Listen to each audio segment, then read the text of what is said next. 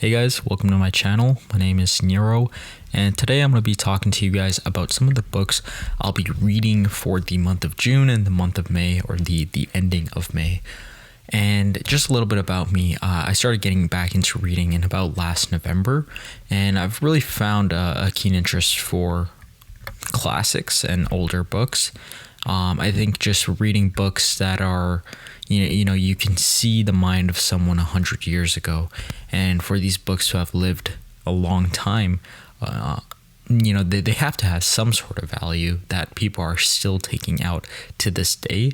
And I find that so special that we have this ability to go and read the thoughts of someone within 100 pages, 200 pages.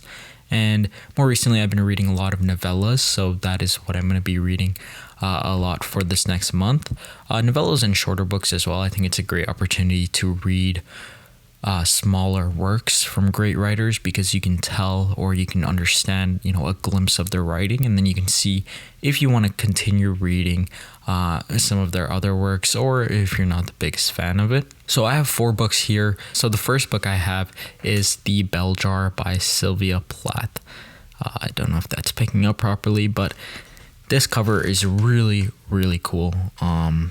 It's like one of those drawings that I can't remember correctly, but the drawings of people who go through mental illness or dementia, and how it changes over time, and how their self-portraits change over time. From what I understand, it's about this girl who is in a great spot in life with all of her achievements and material things that she's gaining, but she also is not content with what she has. That's kind of how I see it. Or she's in a position, but she's not appreciating everything she has in the way that she used to. And just a little bit about this book, this author Sylvia Plath, that's what really made me want to read this book.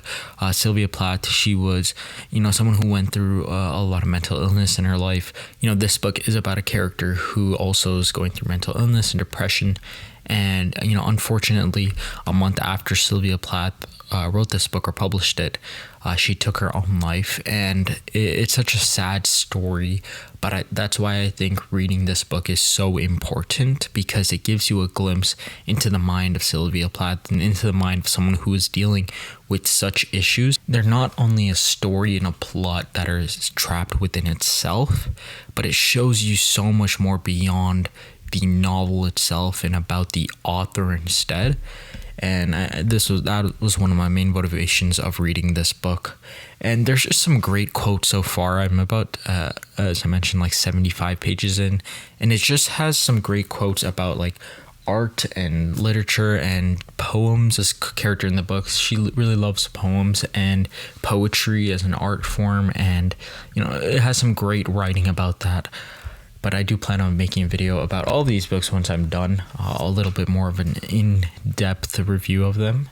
But the second book that I plan to read after this is Metamorphosis by Franz Kafka.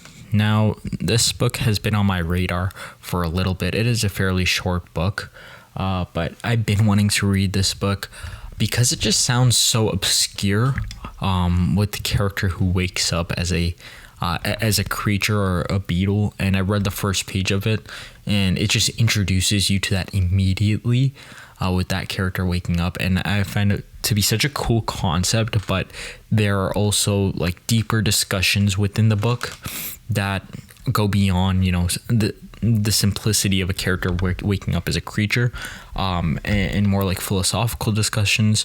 And I'm really excited to get into that. And for it being such a short book, but for it holding so much value, from what I've heard, I'm really looking forward to that. Then the next book I have to read is The Death of Ivan Ilyich by Leo Tolstoy. Now, this is another Penguin Little Black classic. I really like these copies, actually. I read White Knight by Dostoevsky in the same format.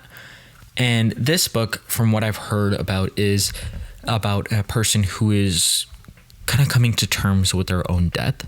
I'm not sure if that's the best description of it, but I think it's a great way to, or what I kind of understand about kind of the concept of death and kind of coming to terms with it. I think that's such an interesting discussion of like, what is death? How do we appreciate our time being here and alive and on earth and, existing? And I think this book can really give you a different perspective, or what I hope to get out of it is like a different perspective of it, or to see how a different mind processes that. And this is a Leo Tolstoy book, and I really want to read some other Leo Tolstoy, some of his larger works. So I wanted to start off with something small, and a nice novella could probably be the best way to get into his works. So after that, I did want to get into another Dostoevsky text, and I read White Nights, as I mentioned, and I also have The Brothers Karamazov on my shelf over there, but that book is still daunting for me, so I did want to go a little bit smaller. So I picked up The Notes from the Underground, and this is, from what I've heard, one of Dostoevsky's best small works compared to White Nights. People say this is much better. I really enjoyed White Nights.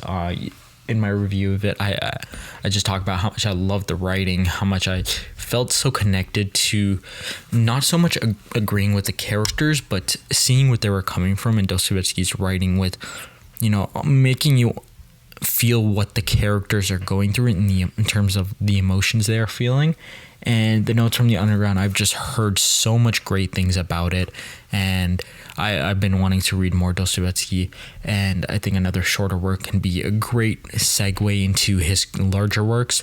And I think I do have Brothers Karamazov, but I want to leave that for one of my last Dostoevsky texts, because I've heard, or people recommend, in a chronological order or in a certain order to read his books, and The Brothers Karamazov is usually at the end of that list.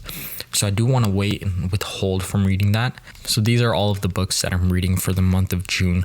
I also do listen to some audiobooks on my commutes to work. I'm currently listening to the second book of the Hunger Games series. I just finished the first one like last week. I've watched the first movie and the second movie, but I've never listened to or read the books at all. So I wanted to give that a chance, and I really liked the first audiobook. I wouldn't say, it's really tough to say if it's better than the movie, because I think the movie really, really captured it super well. I don't think a lot of movies do that, where it captures the book very well and maybe even does it better. This is a side tangent about Hunger Games, but yeah, these are the 4 books that I'll be reading for the next month. I'm really excited about reading these books. If you do like reading classics and have some recommendations for me, please let me know in the comments. I'm trying to broaden my horizons and read things that are out of my range, and just get introduced to a bunch of new things, because I feel like there's so many things to learn, and so many cool things to read about that we just don't encounter on a day-to-day basis. I do plan on making a review to each one of these books once I'm finished reading them. And yeah, I'm really looking forward to the month of June and to getting through these classics, because these are all new authors to me other than Dostoevsky. And I really like being introduced to a bunch of new authors. If I really like an author, I have a bunch of other texts I can read from them. So I'm really excited for that. I just look forward to these books. Yeah, that's why I want to make this video, because I'm just really excited about it. I appreciate you guys for watching, and I'll see you guys in the next one. Thanks.